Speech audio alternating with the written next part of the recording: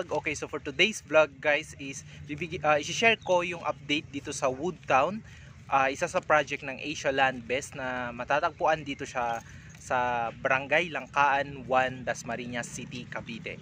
Tapos i-share ko din kung ano yung may mga bali-balita kasi dito sa Langkaan 1 na lalagyan ng sanitary landfill. Kung bago ka pa lang sa channel ko guys, paki-click ang subscribe and bell button para updated ka sa mga future videos ko. Yun guys, nandito tayo ngayon sa under development ng Woodtown. Okay guys, so andito tayo ngayon sa under development na Woodtown. Yan. Bale ano to guys, 30 hectares. Napakalaki.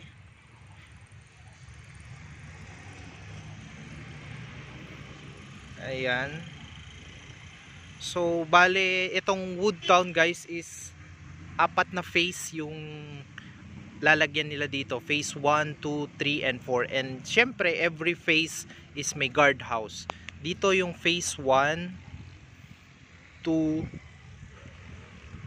3, tsaka may bridge daw na papunta doon. Yun yung sa phase 4. Tapos yung mga model house dito sa Woodtown guys is Sycamore model.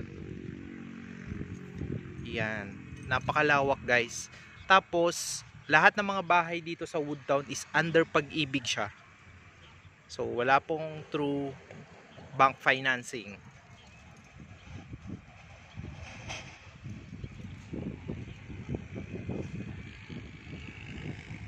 Ayan. So ito yung pinaka rotonda nila guys. Yan, nilagyan na nila ng halaman. Tapos ito yung pinaka main entrance pa lang. I'm not sure kung ilang main entrance yung lalagyan nila. Yung dito guys, yung pa kanan dito is yan yung papuntang Cedar Woods. Isa din sa project ng Asia Land Best. Tapos dito eto, kung saan ako nakatira, Westwood Highlands. Tapos ito guys, ito yung Westwood Highlands, isa din sa project ng Asia Land Best. Yan. So paglabas nyo kung paglabas nyo dyan sa main entrance, 24 hours may mga tricycle dyan guys. Accessible naman siya. Yan. So pag pupunta dito pa left dyan, pag Governor's Drive dyan guys, from here to Governor's Drive I think 1 kilometer. Tapos meron na dun mga talipapa, mga school, may Lasal, Dasmariñas. Tapos meron din mga groceryhan, thrift shop. Yun, dyan na lahat ng kailangan nyo. Okay. Ayan, ito yung update dito sa Woodtown. Matagal pa to guys, I think eh. Kasi ni model house wala pa sila.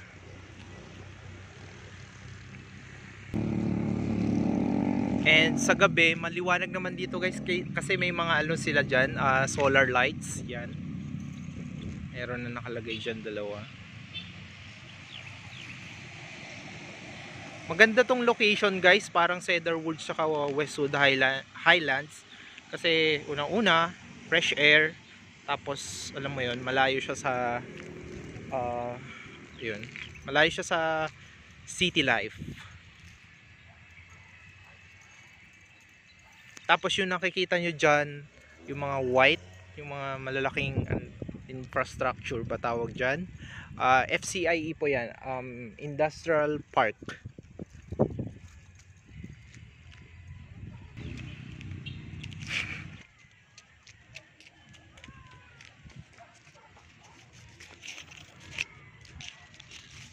Okay guys, so yung bali-balita or yung issue na lalagyan daw ng sanitary landfill dito sa Barangay Langkaan 1, Dasmariñas is dito nila ilalagay guys. Yan yung bali-balita, dyan nila banda ilalagay.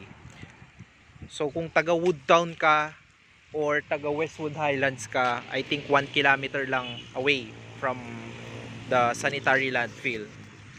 Tapos mahigpit na tinututulan talaga ng mga taga Barangay Langkaan 1 guys yung lalagyan ng sanitary landfill. So kung sino ba naman may gusto, 'di ba? Kaya ka nga kumuha ng bahay po dito sa Cavite para alam mo 'yon, fresh air, tapos hindi siya malayo sa city. Tapos lalagyan din pa pala ng sanitary landfill. Pero bali-balita pa lang yun guys. There's no definite na confirmation kung talagang lalagyan nila dyan.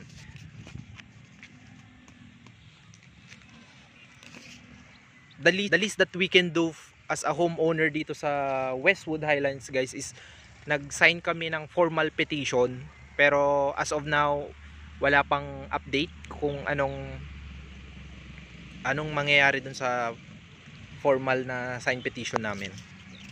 Tapos as per mayor kasi ng Dasmariñas, ang sabi nung interview nyo dun sa Tulfo is pipilitin daw nila maayos, maganda ang sanitary landfill. Tapos mas pinili kasi nila dito sa Barangay Langkaan 1 daw guys kasi malayo siya, tapos boundary lang siya ng kabilang bayan. Yun sa kabila na kasi guys is almost General Trias City, Cavite na yan eh. Ayan. So yun, sana po yun, pinagpe-pray na lang namin na sana hindi matuloy kasi mapeperwisyo talaga kami dito if mangyari yon. Kasi yung nagsisiga pa nga lang sa kapitbahay, amoy na namin. What if pag sa sanitary landfill pa, 'di ba? And ang mahirap kasi diyan, guys, kung natuloy yung sanitary landfill diyan, daanan mga truck is dun sa Villa Elena, yung malapit sa Villa Elena Phase 2. Dun yung daanan ng mga truck. Ang Villa Elena pala guys is isa sa project din ng Asia Land Best. 'Yun. Tapos syempre yung mga truck daanan lahat dun sa may talipapa. So alam mo yun, pag lalabas ka dito sa Barangay Langkaan 1, pag natuloy yung sanitary landfill, makakasalubong mo lahat ng mga dambu-dambuhalang mga garbage truck. So yun guys, sana hindi matuloy. Ayan. Tapos umabot na din pa pala to sa Tulfo. Hindi yung Tulfo po na yung kay yung isa, yung kapatid niya po, si Erwin Tulfo. 'Yon, umabot na doon. Tapos tutulungan daw tayo ni Erwin Tulfo na yung sa yung sa TRO or temporary restraining order ba yun tawag doon, para may stop yung sanitary landfill dito. So that's all for my video guys. Don't forget to like and subscribe to my channel. Thank you for watching. Again, this is Jayano and I will see you again next time. Bye!